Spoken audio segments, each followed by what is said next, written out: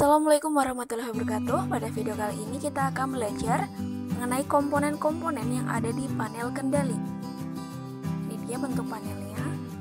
Panel ini bisa digunakan untuk mengendalikan suatu rangkaian listrik ataupun suatu instalasi motor listrik. Nah, yang pertama ada komponen push button atau saklar tombol tekan.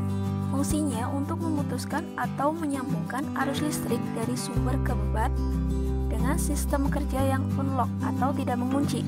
Jadi harus ditekan dulu baru bisa bekerja. Biasanya ada dua, yaitu untuk mematikan on dan juga untuk mematikan atau push button off. Dengan simbolnya itu S, yaitu simbol saklar. Komponen selanjutnya yaitu emergency stop. Fungsinya untuk mematikan sistem dalam keadaan darurat. Cara mengoperasikannya dengan cara ditekan. Jadi, emergency stop ini akan memutuskan aliran listrik yang menuju beban ataupun rangkaian listrik. Komponen selanjutnya yaitu lampu indikator dengan simbol H.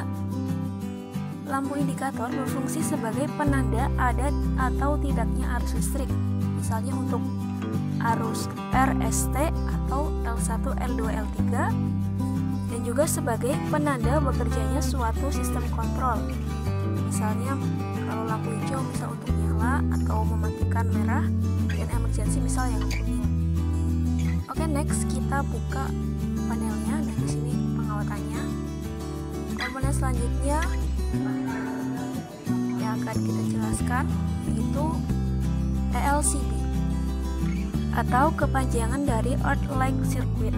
Fungsinya untuk mendeteksi arus bocor pada instalasi listrik. Jadi, jika ada orang yang tersengat arus listrik, maka akan ada tambahan arus dari rangkaian yang tersalurkan ke orang yang tersengat tersebut ke tanah. Nah, ELCB akan mendeteksi perubahan arus tersebut dan mengaktifkan relay MCB untuk memutuskan arus dengan responnya kurang dari 0,1 detik. Komponen selanjutnya adalah MCB. Di sini ada MCB 3 fasa dan juga MCB 1 fasa. Fungsinya sama, yaitu sebagai sistem proteksi dalam instalasi listrik jika terjadi beban lebih, hubung arus singkat, atau konsleting.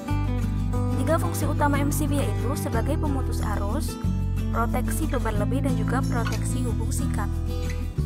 Kita geser ke samping. Komponen selanjutnya adalah TDR atau Time Delay Relay.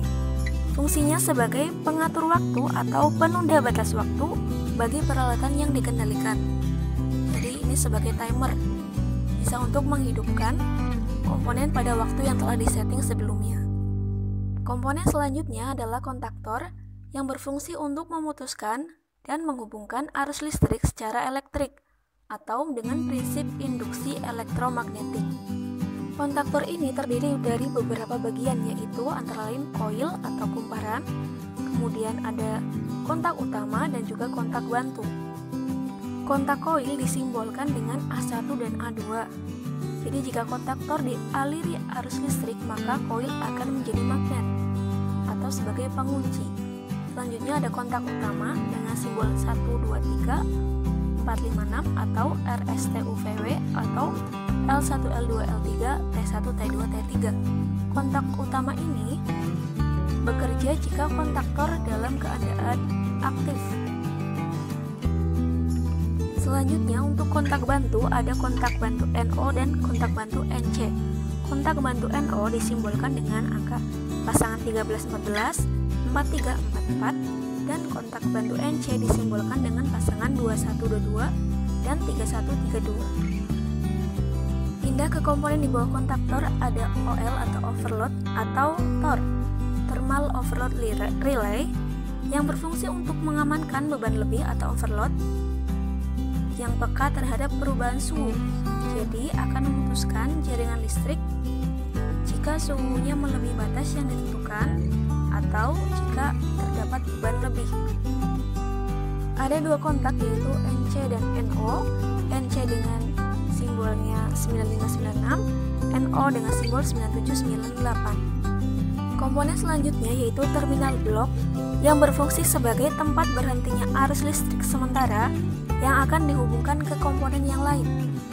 Jadi supaya rapi, kabelnya lewat terminal blok dulu sebelum dihubung ke komponen lain, misalkan yang ada di pintu tadi seperti lampu indikator, kemudian push button atau emergency stop. Oke, sekian untuk video kali ini. Terima kasih. Wassalamualaikum warahmatullahi wabarakatuh.